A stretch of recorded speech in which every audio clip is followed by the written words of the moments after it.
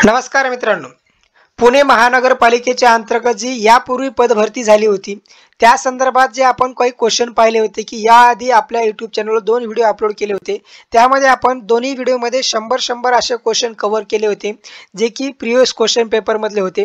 मित्रांनो, आजच्या व्हिडिओच्या माध्यमातून आपण पुणे महानगरपालिकेच्या अंतर्गत 2016-17 ला जी पदभरती झाली होती त्या अंतर्गत जे मराठीचे क्वेश्चन विचारले होते त्या क्वेश्चनचे आन्सर त्याचबरोबर त्यांचं स्पष्टीकरण या ठिकाणी आपण सविस्तर समजून घेणार आहोत। मित्रांनो, जर आपण प्रीवियस क्वेश्चन पेपरचा अभ्यास केला तर आपल्याला नक्कीच या होणाऱ्या पेपरसाठी प्रश्नपत्रिकेचा अंदाज बांधता येईल। त्यासाठी आपण प्रीवियस क्वेश्चन पेपरचा चला तर मग मित्रांनो, प्रीवियस क्वेश्चन पेपर मधले जे काही 25 क्वेश्चन आहेत ते 25 क्वेश्चन या ठिकाणी आपण अनालिसिस करूया। अजूनपर्यंत आमच्या चॅनलला सबस्क्राइब केलं तर चॅनलला सबस्क्राइब करा, असेच अपडेट या ठिकाणी आपल्याला येत राहतील। सर्वप्रथम मित्रांनो, आपण पहिला प्रश्न समजून घेऊया। बोलता बोलता विचार मालिका तुटल्यास टिंब चिन्ह वापरतात। याचं उत्तर आहे मित्रांनो अपसरण चिन्ह वापरलं जातं।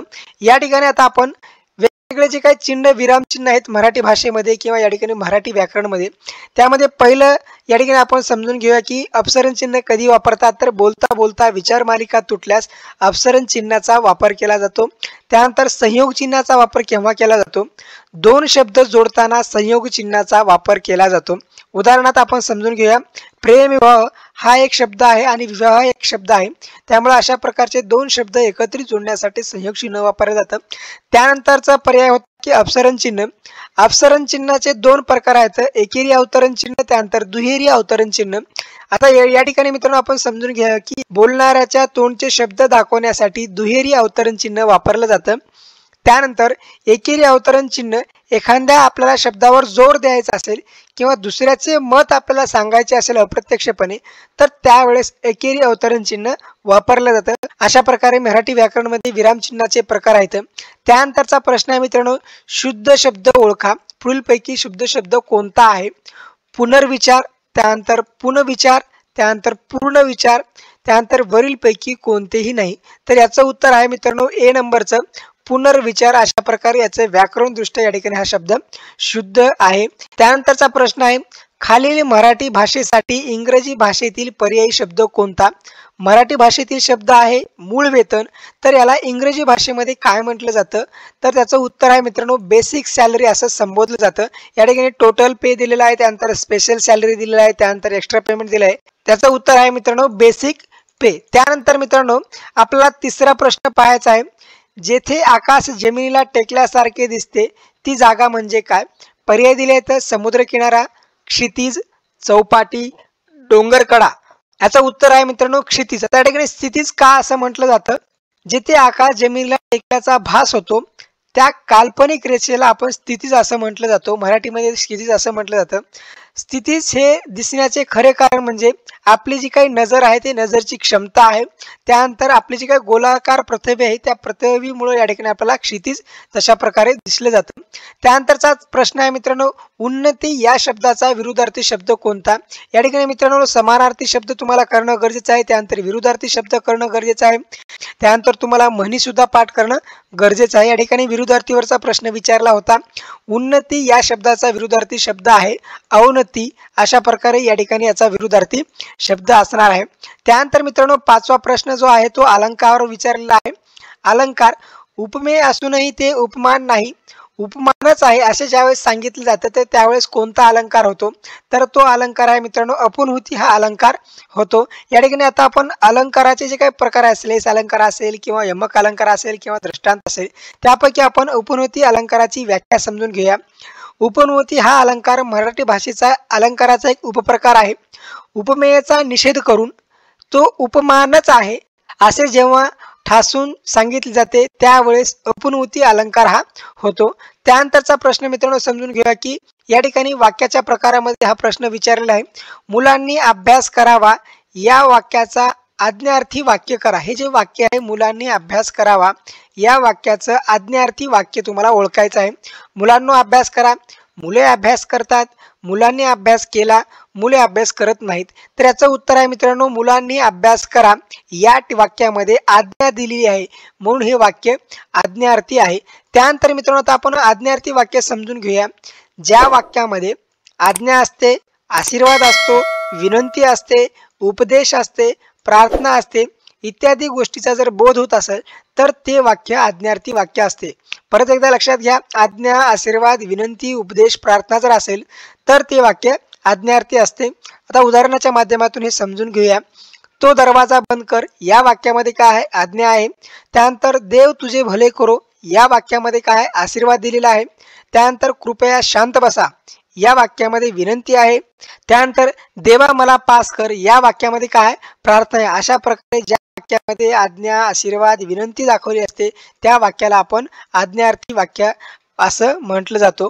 त्यानंतर मित्रांनो, फळे गोड निघाली या वाक्यातील विधानपूर्वक वाक्य ओळखा. या ठिकाणी आपल्याला हे जे वाक्य आहे, फळे गोड निघाली या वाक्यातील तुम्हाला विधानपूर्वक वाक्य ओळखणं गरजेचं आहे. सर्वप्रथम आपण विधानपूर्वक म्हणजे काय समजून घेऊया. कर्त्याविषयी माहिती सांगणारा शब्द जर कर्त्यानंतर आला असेल तर त्याला विधानपूर्वक असं म्हटलं जातं. या ठिकाणी आता कर्ता कोणता आहे? फळे आहे. त्यानंतर कर्त्यानंतर कोणता शब्द आलाय? गोड हा शब्द आलाय. म्हणजे फळाविषयी माहिती हा शब्द सांगतोय, म्हणून हे या ठिकाणी विधानपूर्वक काय असणार आहे? याचं उत्तर गोड हे याचं उत्तर असणार आहे, किंवा सी नंबरचं या ठिकाणी उत्तर असणार आहे. अशा प्रकारे हे वाक्य आहे, या वाक्यातील विधानपूर्वक आहे. मित्रांनो, या ठिकाणी आपण काही उदाहरणं समजून घेऊया. या ठिकाणी व्याख्या पण आहे. कर्त्याविषयी माहिती सांगणारा शब्द जर कर्त्यानंतर आला असेल तर त्याला विधानपूर्वक असं म्हटलं जातं. राम राजा झाला. हा राम काय आहे? कर्ता आहे. राजा हे विधानपूर्वक आहे आणि झाला हे क्रियापद आहे. राजा म्हणजे या रामाविषयी सविस्तर माहिती सांगत आहे किंवा कर्त्याविषयी माहिती सांगत आहे, म्हणून या ठिकाणी तशा प्रकारे विधानपूर्वक समजलं जातं. त्यानंतर जयपाल शिक्षक आहे. तर या ठिकाणी जयपाल कर्ता आहे. शिक्षक जयपालविषयी माहिती सांगते, म्हणजे या ठिकाणी हे शिक्षक काय आहे? या ठिकाणी विधानपूर्वक आहे. वरील वाक्यातील राजा, शिक्षक, या ठिकाणी मोहक या शब्द कर्त्याविषयी माहिती सांगतात, म्हणून त्याला विधानपूर्वक असं म्हटलं जातं. अशा प्रकारे मित्रांनो तुम्हाला कन्सेप्ट क्लिअर करून अभ्यास करायचा आहे. त्यानंतर अभ्यस्त शब्द ओळखा. तुरट, आंबट चिंबट, खारट, कडवट यामधला जो काही बी नंबरचा ऑप्शन आहे आंबट चिंबट, हे अभ्यास शब्द आहे. या ठिकाणी आता आपण अभ्यस्त शब्द म्हणजे काय समजून घेऊया. एखाद्या शब्दात किंवा शब्दाची किंवा अथवा अक्षरांची जर पुनरावृत्ती झाली असेल, परत परत रिपिटेशन झाला असेल, तर त्या शब्दाला आपण अभ्यस्त शब्द असं म्हणतो. अभ्यस्त म्हणजे काय? तर दुप्पट करणे होय. अभ्यस्त म्हणजे काय? दुप्पट करणे किंवा डबल होणे होय. त्यानंतर आता उदाहरण समजून घेऊया. आतल्या आत, शेजारी पाजारी, किरकिर, चिडचिड हे जे शब्द आहेत तर ते अभ्यस्त शब्दाचे आहेत. त्यानंतर अभ्यास शब्दाचे एकूण 3 प्रकार पडतात. या ठिकाणी पूर्ण अभ्यास्त आहे. त्यानंतर अंशाभ्यास्त आहे. त्यानंतर अनुकरणवाचक. अशा प्रकारे 3 पर्याय किंवा 3 प्रकार त्या ठिकाणी पडतात. त्यानंतर मित्रांनो, गुन्हेगार हा शब्द कोणत्या भाषेतून मराठीत आलेला आहे? गुन्हेगार हा शब्द फारसी भाषेमधून मराठीमध्ये आलेला आहे. या ठिकाणी मित्रांनो तुम्हाला अभ्यास करत असताना अरबी भाषेतून कोणते शब्द आले, त्यानंतर पोर्तुगीजी भाषेमधून कोणते शब्द आले, तर गुजरातीमधून कोणते शब्द आले, ते हे सुद्धा तुम्हाला पाहणं गरजेचं आहे. फारसी भाषेमधील काही शब्द या ठिकाणी आपण समजून घेऊया. रवाना असेल, सामान असेल, हकीकत असेल, अत्तर असेल, अब्रू असेल, पेशवा असेल, पोशाख असेल, त्यानंतर सौदागार, कामगार, फडणवीस, बाम, लेझिम, भाई, गरीब, खानेसुमारी, हजार हे जे शब्द आहेत फारसी भाषेमधून शब्द आलेले आहेत. पुढील वाक्यातील प्रयोग ओळखा. ते गाणे गातात या वाक्यातील आता आपल्याला प्रयोग ओळखायचा आहे. प्रयोगावर सुद्धा प्रश्न विचारलाय, तुम्हाला प्रयोगाचा सुद्धा चॅप्टर करणं गरजेचं आहे. कर्तरी प्रयोग आहे, कर्मणी प्रयोग आहे, किंवा भावे प्रयोग आहे, किंवा भाव कर्तरी प्रयोग आहे. हे जे वाक्य आहे, पुढील प्रयोग जे काही वाक्य आहे, हे जे वाक्य आहे मित्रांनो, तर ते कर्तरी प्रयोगाचं वाक्य आहे. या ठिकाणी आता कर्तरी प्रयोग म्हणजे काय समजून घेऊया. जेव्हा क्रियापदाचे रूप हे कर्त्याच्या लिंग वचनानुसार बदलत असते त्या प्रयोगास कर्तरी प्रयोग असं म्हटलं जातं. तू चित्र काढतो, कर्ता काय आहे? पुल्लिंगी आहे. ती चित्र काढते, कर्ता स्त्रीलिंगी आहे. या ठिकाणी क्रियापद समजून घ्या. तू चित्र काढतो, तर या ठिकाणी तू चित्र काढतो आहे. त्यानंतर ती चित्र काढते, या ठिकाणी कर्ता बदलला आणि क्रियापद सुद्धा बदलले. अशा प्रकारे ज्या वाक्यामध्ये कर्त्याचे लिंग आणि वचनानुसार क्रियापद जर बदलत असेल तर त्या प्रयोगाला आपण कर्तरी प्रयोग असं संबोधलं जातो. क्रिया विशेषणाचे प्रकार किती आहेत? तर क्रिया विशेषणाचे एकूण 2 प्रकार पडतात. त्यानंतर आता क्रिया विशेषण म्हणजे काय याची या ठिकाणी आपण माहिती समजून घ्या. क्रिया विशेषण म्हणजे क्रियापदाची विशेष माहिती सांगून क्रियापदाची व्याप्ती मर्यादित करणाऱ्या शब्दाला क्रियाविशेषण असं म्हणतात. ज्याप्रमाणे विशेषणे नामाबद्दल विशेष माहिती सांगतात, तशा प्रकारे क्रियाविशेषण हे क्रियापदाबद्दल विशेष माहिती सांगत असतात. क्रियाविशेषणाचे एकूण 2 प्रकार पडतात. पहिला प्रकार आहे अर्थावरून, त्यानंतर दुसरा आहे स्वरूपावरून. अशा प्रकारे क्रियाविशेषणाचे एकूण 2 प्रकार पडतात. त्यानंतर मित्रांनो, पुढील वाक्यातील काळ ओळखा. राम पुस्तक वाचतो हे जे वाक्य आहे ते कोणत्या काळातील आहे? तर हे वाक्य वर्तमान काळातील आहे. या ठिकाणी आता आपण मित्रांनो काळाचे प्रकार सुद्धा समजून घेऊया. काळाची व्याख्या काय आहे ते व्याख्या आपण समजून घेऊया. वर्तमान काळ, क्रियापदाच्या रूपावरून क्रिया कधी घडली किंवा म्हणजे क्रियापदाच्या रूपावरून क्रिया आत्ता घडते असे जेव्हा समजते त्या काळास वर्तमान काळ असं म्हणतो. मी आंबा खातो, मी क्रिकेट खेळतो, ती गाणे गाते, हे जे वाक्य आहे ते वर्तमान काळाचे आहेत. त्यानंतर भूतकाळ, जेव्हा क्रियापदाच्या रूपावरून क्रिया पूर्वी घडून गेलेली असते अशी वाक्य असतात, त्या वाक्याला आपण भूतकाळ असं म्हटलं जातो. या ठिकाणी राम शाळेत गेला, मी अभ्यास केला, तिने जेवण केले, अशा प्रकारची क्रिया घडून गेलेले जे वाक्य असतात त्याला आपण भूतकाळ असं म्हटलं जातो. त्यानंतर मित्रांनो भविष्यकाळ, क्रियापदाच्या रूपावरून जेव्हा एखादी क्रिया पुढे घडणार आहे अशी जाणीव होते त्याला आपण भविष्यकाळ असं म्हटलं जातो. मी सिनेमाला जाईल, मी शिक्षक बनेल, मी तुझ्याकडे येईल, अशा प्रकारे ही जी वाक्य आहेत ते भविष्यकाळातील वाक्य आहेत. त्यानंतर मित्रांनो रीती वर्तमान काळ. रीती वर्तमान काळावर बऱ्याच परीक्षेमध्ये प्रश्न विचारले गेला आहे. रीती वर्तमान काळ म्हणजे काय? एखादी क्रिया वर्तमान काळामध्ये सतत घडत असल्याची रीत दाखवली जाते, त्याला रीती वर्तमान काळ असं म्हटलं जातं. उदाहरणार्थ या ठिकाणी आपण पाहूया की मी रोज फिरायला जातो, प्रदीप रोज व्यायाम करतो, जयपाल दररोज अभ्यास करतो. हे जे क्रिया आहेत ते दररोज घडत आहेत वर्तमान काळामध्ये, म्हणून त्याला त्या ठिकाणी रीती वर्तमान काळ असं संबोधलं जातं. त्यानंतर मित्रांनो 5000 या वाक्यातील 5 कोणते विशेषण आहे? यापूर्वी आपण विशेषणाचे प्रकार सुद्धा पाहिलेले आहेत. आधीचा प्रश्न आला होता. या ठिकाणी तुम्हाला विशेषण क्लिअर करणं गरजेचं आहे किंवा विशेषणाचा चॅप्टरवर तुम्हाला जास्त अभ्यास करणं गरजेचं आहे. या ठिकाणी मित्रांनो धातुसाधित विशेषण आहे, संख्यावाचक विशेषण आहे किंवा गुणवाचक आहे की सार्वनामिक आहे? तर याचं उत्तर आहे मित्रांनो संख्यावाचक विशेषण आहे, कारण का की ही संख्या दाखवत आहे म्हणून या ठिकाणी संख्यावाचक विशेषण आहे. त्यानंतर मित्रांनो संख्यावाचक विशेषण म्हणजे काय, गुणवाचक विशेषण म्हणजे काय याची माहिती या ठिकाणी आपण समजून घेऊया. संख्यावाचक विशेषण म्हणजे ज्या विशेषणाच्या योगाने नामाची संख्या दर्शवली जाते त्याला संख्यावाचक विशेषण असं म्हणतात. गुणवाचक विशेषक म्हणजे नामाच्या कोणत्याही प्रकारचा एखादा गुण दाखवला जातो त्या विशेषणाला गुणवाचक विशेषण असं म्हटलं जातं. या ठिकाणी हिरवे रान, या ठिकाणी पांढरा ससा, निळे आकाश अशा प्रकारचं या ठिकाणी विशेषण दाखवते म्हणून त्याला गुण विशेषण असं म्हटलं जातं. त्यानंतर सार्वनामिक विशेषण म्हणजे सर्वनामापासून बनलेल्या विशेषणाला सार्वनामिक विशेषण असं म्हणतात. ते झाडी, ती मुलगी, तो पक्षी, अशा प्रकारे या ठिकाणी सार्वनामिक विशेषणाचे ही उदाहरणे आहेत. त्यानंतरचा प्रश्न आहे मित्रांनो मराठीत लिंगानुसार बदलणारे सर्वनामे किती आहेत? तर मराठीमध्ये लिंगानुसार बदलणारे एकूण सर्वनामे 3 आहेत. तर मराठीमध्ये जी मूळचे सर्वनामे आहेत ते एकूण 9 सर्वनामे आहेत. अशा प्रकारे मित्रांनो मराठीमध्ये एकूण जी काही मूळचे सर्वनामे आहेत ती 9 सर्वनामे आहेत. अशा प्रकारे मित्रांनो आता ती 9 सर्वनामे कोणती आहेत याची माहिती या ठिकाणी आपण समजून घेऊया. सर्वनाम म्हणजे काय याची माहिती या ठिकाणी आपण समजून घ्या. वाक्यातील नामाचा वारंवार होणारा उच्चार टाळावा म्हणून नामाच्या ऐवजी येणाऱ्या शब्दाला सर्वनाम असं म्हटलं जातं. मराठीमध्ये एकूण 9 सर्वनामे आहेत. मी, तू, तो, हा, जो, कोण, काय, आपण स्वतःही तुम्हाला सर्वनामे पाठ करणं गरजेचं आहे. तर यापैकी लिंगानुसार बदलणारे 3 सर्वनामे कोणती आहेत? तो, हा, जो हे 3 सर्वनामे लिंगानुसार बदलतात. त्याची रूप कोणकोणती आहेत तुम्ही समजून घ्या. तो, ती, ते, हा, ही, हे, जो, जी, जे अशा प्रकारे हे 3 सर्वनामे या ठिकाणी लिंगानुसार बदलतात. वचनानुसार कोणती बदलतात त्याचा सुद्धा तुम्हाला अभ्यास करणं गरजेचं आहे. त्यानंतरचा प्रश्न आहे मित्रांनो मला परीक्षेची भीती वाटते, अधोरेखित शब्दाची विभक्ती सांगा. परीक्षेची भीती वाटते या अधोरेखित शब्दाची तुम्हाला विभक्ती सांगायची आहे. चतुर्थी, षष्टमी, षष्ठी, सप्तमी जे काही तुमची विभक्ती असेल विभक्तीच्या प्रकारामध्ये या ठिकाणी तुम्हाला सांगणं गरजेचं आहे. तर याचं उत्तर आहे मित्रांनो षष्ठी हे याचं उत्तर आहे. परीक्षेची भीती वाटते म्हणजे षष्ठीचं हे उदाहरण आहे. या ठिकाणी आता आपण विभक्ती म्हणजे काय समजून घेऊया. विभक्ती म्हणजे नामे सर्वनामे यांचा वाक्यातील क्रियापदाशी इतर शब्दात येणारा जो काही संबंध असतो, जो काही त्या विकाराने दाखवला जातो त्याला विभक्ती असं म्हटलं जातं. नामाचे किंवा सर्वनामाचे रूप तयार करण्यास जी अक्षरे जोडली जातात त्याला प्रत्यय असं म्हणतात. विभक्ती कशाला म्हणतात आणि प्रत्यय कशाला म्हणतात हे व्याख्या तुम्हाला पाठ असणं गरजेचं आहे. जे आपण विभक्ती पाहिले होतं ते षष्टीचे या ठिकाणी आपल्याला प्रत्यय कोणकोणते समजून घ्या. हे चाचीचे हे एकवचनी आहेत, त्यानंतर चाचीचे हे अनेक वचनी आहेत.